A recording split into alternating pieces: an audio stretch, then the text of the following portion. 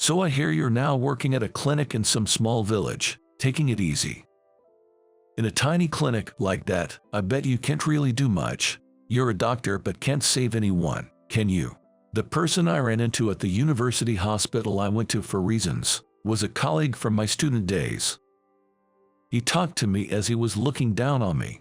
I work as a doctor in a clinic in a small village with a population of about 100 people. Indeed, I didn't have any great achievements, and he was probably better than me in skills. But apparently, he didn't know yet why I, who was like that, am now here at this university hospital instead of the clinic, and how our relationship will change in the future. My name is John Baker. I'm a workaholic, and before I knew it, I was in my mid-40s and still single. Ever since I was young, I was always sickly and weak. Especially my bronchi. I often had asthma attacks at the change of seasons and had to be hospitalized when it got severe. Being hospitalized meant I couldn't go to school or play. It was nothing but a painful time for me. But the doctor in charge during my hospital stays was a kind and very cool man. Just by wearing a Johnson coat and using a stethoscope for examinations, he quickly understood my condition. It felt like magic, and I was always in better health after being discharged. Even as a child, I always admired him and wanted to become a doctor like him one day, to save children who were suffering and lonely. As I grew older, my physique improved, and naturally, I had fewer asthma attacks. Swimming, which I started at my parents' suggestion in elementary school, seemed to be good for building strength, even though I often missed it due to catching colds at first. By middle school, I had grown enough to win at the county championship. The more I practiced swimming, the more I enjoyed the results, and I became immersed in it. But even as I dedicated myself to swimming, my dream never changed. When I became a high schooler, I confessed my dream of becoming a doctor to my parents and decided to seriously aim for medical school. They supported me, and I was motivated in my studies. However, a classmate named Michael Johnson often made sarcastic comments and picked on me. "Hey you! What? That score on the last test, wasn't it kind of strange? What do you mean? I mean, there's no way you could score that high." I was surprised when he directly said that after I did well on a regular test. The only thing in common with Michael was that we were in the same class. I didn't really have much to do with him, honestly. We had barely even spoken a few times. Despite that, Michael seemed to have something against me for some reason, and when I did well on a test, he would say things like, "Did you cheat?" behind my back, or if I did well in a swimming competition, he would spread false rumors among my teammates to isolate me in the swim team. Luckily, my teammates knew me well, so nothing came of it, but I couldn't understand why he was doing this. I thought about asking him why, but if he didn't like me and was harassing me for that reason, it could have just made him angrier, so I decided to ignore it. No matter how much I thought about it, I couldn't think of a reason for him to dislike me, and since he almost messed up my social life, I had no good impressions of Michael. But since it was clear he didn't like me, I made sure to keep my distance. Despite some issues with Michael, I managed to balance swimming and studying and was accepted into a private medical school. It was the university with the hospital I had been admitted to when I was young, and when I decided to become a doctor, I had no hesitation in choosing this university as my first choice. All my hard work paid off, and I passed the entrance exam on my first try, celebrating with tears of joy with my parents. But I was utterly surprised when I saw Michael on campus during enrollment. I had no idea he was also aiming to be a doctor, and he clearly showed his distaste when he realized I was there. However, unlike in high school, I don't think he said anything behind my back. Maybe he was too busy with the much harder studies compared to high school. Michael seemed to be very kind to everyone else in our class. "Michael, can I ask you something?" "What's up?" "I'll help if I can." "Thanks. It's about this question here. His grades were top of the class and was known as diligent and talented. If anyone had questions about their studies, they'd go to Michael, who became a reliable figure for everyone. Yet, he still glared at me and made sarcastic remarks whenever we met. "Why are you even in mid-school? Did you cheat to get in?" When he muttered that to me in a voice only I could hear as we passed each other, I finally reached my breaking point. "Have I done something to you?" "What?" "I don't know why you dislike me so much, but if I've done something to upset you, I'll apologize. Please tell me, because it's hard not knowing what I did wrong." "Huh? What? If you have something to say or something you don't like, why not say it to my face? It's cowardly to do it as we pass by. And please stop spreading strange rumors. We're not kids anymore, and it's honestly annoying." Michael seemed surprised by my response, glared at me silently for a moment, then walked away. One day, while I had a free period at university, I was on my way to see a professor when I ran into my childhood doctor. "Are you Dr. Johnson?" "You are." "It's you, Dr. Johnson. I'm John. You might not remember me, but I was frequently sick as a child and you took care of me." "John, wow, it's been a while. You look well, and that's a relief. So, why are you here?" "I'm studying to be a doctor at this university. I want to be like you." "Really? I can't express how happy I am. You've grown up so well, and to think you recognize me so quickly, I'm really touched." Dr. Johnson, who seemed deeply moved, told me he was now the head doctor of the university hospital. "The head doctor? That's right. Doesn't really suit me, does it?" "Yes, it does. Oh, sorry, I didn't realize you were the head doctor and spoke too casually." "Don't worry about it. It's been a long time since someone looked at me with such genuine eyes. Thank you." I hadn't been hospitalized since my health improved, so I was surprised and couldn't hide it when I learned Dr. Johnson had become the head doctor. "What brings you here today, Dr. Johnson?" "Oh, I was just heading back from speaking with a professor." "I see."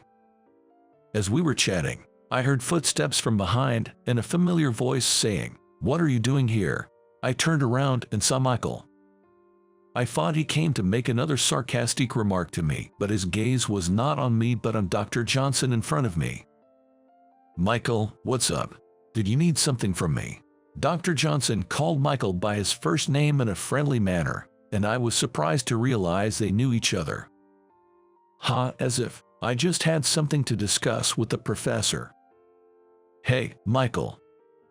Move, you're in the way."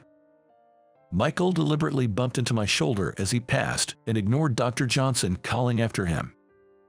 As we watched him leave, Dr. Johnson unexpectedly said, "Sorry about that. Did he hurt you? My son can be a bit of trouble." "Your son, Michael is." Did you forget my last name? Your name, oh." I never connected the dots that they were father and son, despite sharing the same surname. Michael used to be a much more expressive kid. He always smiled brightly at me, but at some point, he started behaving like that towards me. I think he felt lonely because I was always busy with work and couldn't give him much attention. Dr. Johnson said this while looking as if he was still seeing Michael's retreating figure, his eyes filled with kindness. His expression was a mix of sadness and melancholy. Even though he wasn't crying, it somehow looked like he was. That expression stayed with me. Years passed, and we all successfully passed our national exams. I officially became a licensed doctor. When choosing where to work, I, having no particular preference, ended up in a remote hospital that no one else wanted to go to. After a few years of training there, I moved to a clinic in a small village with about 100 residents, which had been without a doctor for a long time. The village, mainly populated by elderly people, was serene, surrounded by the sea and mountains. The air was fresh, and the villagers seemed to live by helping each other. I arrived at the small clinic in the village, a complete stranger and inexperienced. I was an outsider, fresh out of training, and not yet confident enough to proudly call myself a doctor. I feared being disliked or told to leave because I wasn't skilled enough. But despite these fears, the villagers welcomed me warmly. "We are lucky to have you, Dr. Baker. Thank you so much for coming to our little village." I get nervous with young doctors. The village elders treated me like their own grandchild. Within a few days, I began to match faces with names and enjoyed my days there. When I asked how they managed when they got sick, they said they had to travel at least an hour to the nearest large town, which was quite a hardship. That's why we are so grateful you came to this village. It might be inconvenient here, but we appreciate your help. The pleasure is mine. I look forward working here. However, in the village, there were no nurses and I was the only doctor. Not knowing when or what kind of situations I'd be called out for, and to provide the best possible treatment with limited facilities, was more challenging than I could have imagined. There were many villagers with chronic illnesses, and despite my best efforts, there were times I couldn't save them, which brought me immense sadness and regret. But the villagers would encourage me, saying, "You are the hope to this town, and thanks to you, we feel like we could live a little longer." I couldn't perform advanced treatments same as big hospitals. I couldn't even do surgeries properly on my own. So, sometimes, there were things I just couldn't handle. I had to work with hospitals in bigger towns and refer patients there when necessary. But this made me think that there must be things that can only be done in this village. Experiences I can only have here. Growth that's only possible here. I decided to grow as a doctor in this village. With that in mind, I worked tirelessly. It was one day, about 20 years after graduating from university. I was visiting the university hospital I had been admitted to as a child, on my way back from a medical conference. As I walked through the hospital, smiling at the nostalgia of my vague memories, someone approached me. "You, aren't you, Michael?" The person who looked at me with widened eyes was Michael, who seemed a bit aged. Perhaps due to our intense work, it seemed like we both had more gray hairs. But despite being adults now, Michael quickly reverted to his disdainful expression and started with his sarcasm. "So I hear you're now working at a clinic in some small village, taking it easy." "Yeah, that's right. I'm the head of surgery at this hospital now. I've been successful in high-risk surgeries and received recognition for my achievements." "Well, that's impressive. Head of surgery, you always stood out among our peers. Well done." When I sincerely praised Michael, he seemed displeased with my response and glared at me, his tone becoming harsher. "In a small clinic like that, I bet you can't really do much. You're probably just keeping the elderly company, right? The facilities must be outdated and unusable, and you can't properly perform surgeries alone, can you? You don't have many accomplishments, do you? After all, as a doctor, you probably can't save anyone, right?" Michael, who hadn't changed a bit since those days, still looked down on me. Just as I was about to argue that his accusations were unfair, I heard a voice searching for me and stopped speaking. "Mr. Baker, I've been looking for you." The voice belonged to a female nurse who, upon spotting me, hurried over. Michael also turned his gaze toward the nurse in surprise. "Mr. Baker, I mean, Dr. Baker, the new head doctor. My name is Emily. I'm a nurse. I look forward to working with you starting today." Emily's words left Michael wide-eyed and speechless. "Hey, what did you just say?" I said, "I look forward to working with you starting today." "No, before that, what did you call him? Did you mean when I referred to him as the new head doctor, Dr. Baker?" "New head doctor? What are you talking about? Haven't you heard? This is Dr. Baker, who has been appointed as the new head doctor here." "Head doctor? You mean you?" Michael stared at me in disbelief. I nodded, confirming, "Actually, that's right," leaving him at a loss for words. Well, actually, I had been working at a hospital affiliated with this university. My assignment to the small village was also in the form of a dispatch from the university. My contribution to regional medical development was recognized, and I was invited to become the head doctor. The clinic in the village already had a successor lined up, and we had been working together for about 3 months, so the transition was smooth. A nurse was also going to join the clinic, which would expand the range of treatments available and save more lives. I thought Michael, working in this hospital, knew all about it, but it seemed to be news to him.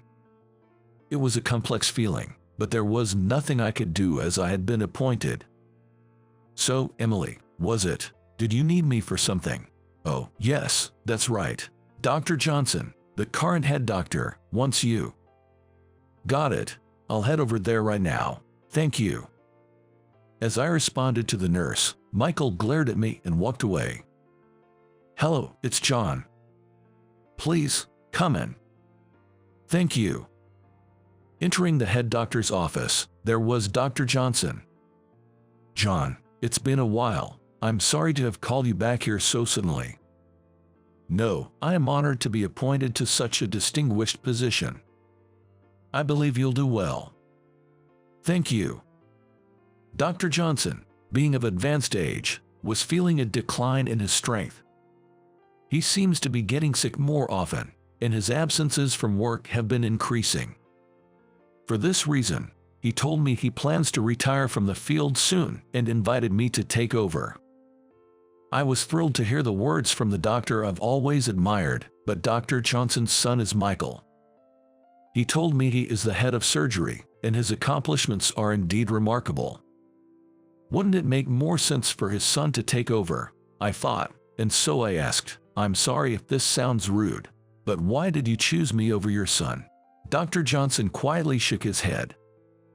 My son, Michael, as his father, it may sound strange for me to say this, but I believe he is outstanding as a surgeon. Then, shouldn't he be the one to become the head doctor? His skills are great and I rely on him. He's trusted by everyone. I think he's fit for the role, and I know he would do well as the hospital director. Then why not? I still want him to continue working hard to save lives on the front lines. Dr. Johnson, as the head doctor, once the role is taken, it's difficult to be involved on the front line with patients. It's important to care for the patients in front of you, but that's not enough for a head doctor. You must always have a broad perspective. In that sense, you, who have demonstrated your skills in various places, is the right person for the job. You understand the feelings of patients, which is important for both doctors and patients. I'm honored. I'm sorry if this sounds rude, but have you discussed this with your son? Well, Dr. Johnson said with an embarrassed smile. When I tilted my head, he confessed, it's hard for us to be honest when we're face to face. We hardly have time to talk, and even if we do, Michael probably won't listen to me. That couldn't be. No, it's true. With all due respect, Dr. Johnson, by appointing me as your successor, there might be some misunderstandings. How about having an open and honest conversation with him? I'm sorry if I'm overstepping, but I believe leaving things as they are won't work. Open and honest. Yes, you're right. Dr. Johnson looked distant and smiled kindly. Then, I'll take my leave now. I know it's tough, but I'm counting on you. Thank you. It was when I was about to leave the office that it happened. I heard a groaning sound followed by a thud, and I quickly turned around. Dr. Johnson, what happened? Dr. Johnson. Dr. Johnson had collapsed on the floor from his chair, unconscious. I borrowed a stethoscope nearby and placed it on his chest. Judging from his heart and breathing sounds, his condition didn't seem good, and I broke out in a cold sweat. Is anyone there? Someone, come quickly. I shouted from inside the office, and the nurse who had called me earlier rushed in. What happened? Dr. Johnson collapsed. It's urgent. Call someone. No, declare code blue. Hurry. I'm on it. The nurse frantically used the intercom to relay the message. Immediately, an announcement was made over the hospital's pass system. Code blue, near the west side of the 10th floor. All available staff, please respond immediately. Code blue. A hospital's cryptic term for an emergency. Some say Dr. Blue or something similar, but our hospital uses code blue. Now, all available doctors and nurses will gather here. Probably faster than searching for doctors to call them here. I soon heard footsteps, and the door to the head doctor's office opened. The first to rush in was Michael. His face was pale as he saw Dr. Johnson on the floor and ran towards me. "Hey, John, code blue, what's going on? It might be an acute aortic dissection. Prepare for tests immediately." "What? Get a stretcher here, now." "Yes, sir." I directed the arriving doctors and nurses for tests, and as soon as the stretcher was brought in, we began urgent procedures. The test results confirmed an acute aortic dissection, requiring immediate surgery to prevent the worst-case scenario. However, today was the day of a medical conference. Other surgeons, apart from Michael, were either attending it or already in surgeries and couldn't be called back immediately. "Michael, you're the only one I can rely on." I can't operate on my father. I don't have the confidence to save him." Michael was trembling, holding his head in his hands. I stood in front of him, holding his shoulders firmly. "Have you always approached surgery with this attitude? Just a few moments ago, you were boasting about handling high-risk cases to me. Was that a lie?" "It's not a lie, but it's different with my father." "It's not different. Whether it's your father or a child, in front of you is a patient with an aortic dissection, right? You know best what will happen if we leave him like this, don't you?" I know that, but..." "No buts. Dr. Johnson just said to me that you're a skilled surgeon. I know how capable you are too. If you can't do it, then I will. I hardly have any experience with aortic dissection surgeries." As I appealed, almost shouting, Michael seemed to awaken, his eyes regaining their focus. He shook off my hands, saying, "Don't be ridiculous. I can't leave it to you," and clenched his still slightly trembling hands. "I'll perform the surgery. We'll start an emergency operation right now. Prepare immediately." Relieved to see Michael regaining his usual demeanor, I watched as he gave instructions to the surrounding nurses. I was trying to calm myself down when I heard, "Hey, John. What's up? You, be my assistant in the surgery." "Me? If I'm not doing it, you will, right? Then at least be an assistant and watch my surgery closely." Michael said this in a dismissive tone, and I nodded, quickly getting ready. The surgery, filled with tension, ended in great success. Dr. Johnson recovered steadily. When I visited his room in the hospital, he tried to get up happily, but I stopped him just in time. "Thank you so much. I'm glad you were there. I heard you encouraged Michael. Thanks to you, it looks like I can live a little longer." "Don't mention it. There's still so much I want to learn from you. We need you to stay healthy." "Haha, guess I can't kick the bucket just yet, but retirement was inevitable." "Dr. Johnson, that's not true." "No, I know my body best. I was lucky this time, but I don't know what will happen next. I know my time is limited." Dr. Johnson's smile looked somewhat sad. "Dr. Johnson, as a child, you treated me, and thanks to you, I have grown to be who I am today. You are my inspiration. I wanted to become a doctor like you, and that's what has driven me all this way." "Me, your inspiration. I never thought I'd hear such words. Hearing you say that makes my career as a doctor all the more worthwhile." While we were talking, Michael had entered the room and said bitterly, "You were always attached to my dad." I looked at Michael and suddenly had an idea. "Michael, were you jealous of me because Dr. Johnson was always with us patients?" Hitting the nail on the head, Michael turned red and denied, "No, that's not it. What are you talking about?" But it was obvious to everyone, and both I and the nurse who came to change Dr. Johnson's IV chuckled. It was just a little teasing, but it seemed to get a good reaction. Dr. Johnson was smiling happily, saying, "So it's true, so it's true." Michael, a mix of embarrassment and bitterness, admitted, "Yeah, that's right, so what? I never got to celebrate my birthdays, entrance ceremonies, or graduations with my dad. I couldn't even have a proper conversation with him, while he was always with you patients. I was jealous that he seemed to care more about his patients than his own son. I envied and hated you guys. So when I found out that one of those patients was you in high school, I was frustrated." Michael started to pour out his feelings, and Dr. Johnson listened intently, closing his eyes to catch every word. "And now, you appointed him as the next head doctor. I've been by your side in this hospital all along. I thought I'd finally have time with you. And then I thought I lost that to him again. I was shocked." Michael: "Well, but after talking openly with my dad, I understood his true feelings. He wants me to focus on my work as a surgeon, to refine my skills. That cleared my resentment."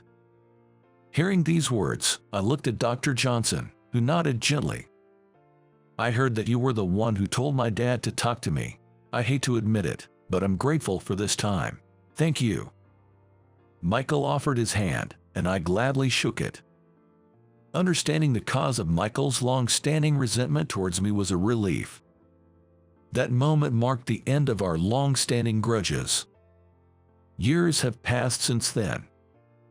As the head doctor, I'm involved in various daily operations.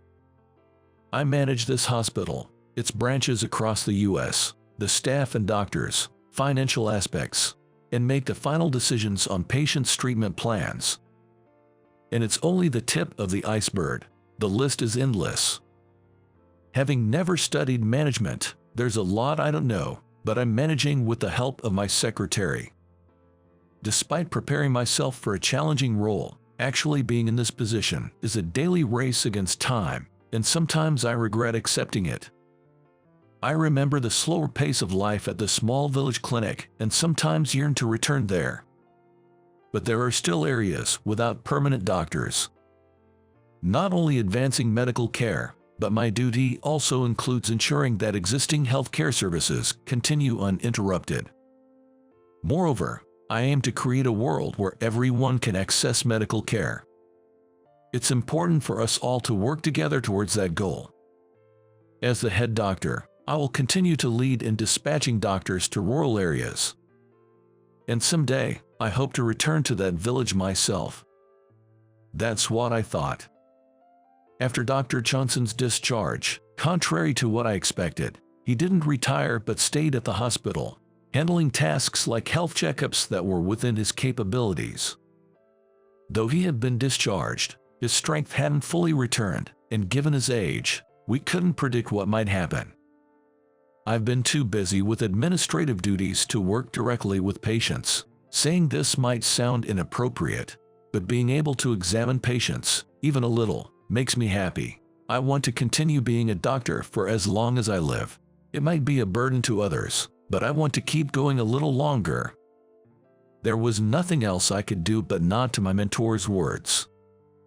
He promised not to overdo it and to prioritize his health while continuing his work as a doctor. As for Michael, he's still active as the head of surgery. He has successfully handled many challenging cases, gaining national recognition, and patients from all over the country seek his expertise. Initially overwhelmed, Michael is now earnestly striving to save every patient who trusts him. Thanks to his efforts, the hospital regularly receives thank you letters from patients who have recovered. "Dr. Baker, it's almost time for the conference." "Is it that time already?" "Thank you, let's go." "After you, sir." I stood up and left the office with my secretary and headed to the conference. Even though we are all doctors, our roles vary greatly depending on our positions. But as medical professionals, our ultimate goal is to fight tirelessly to save and care for lives. We all share the same desire to help our patients. We strive daily to improve ourselves in this regard. Moving forward, I want to continue dedicating my efforts to protect people's health and save lives as a doctor. "Hello, Dr. Baker."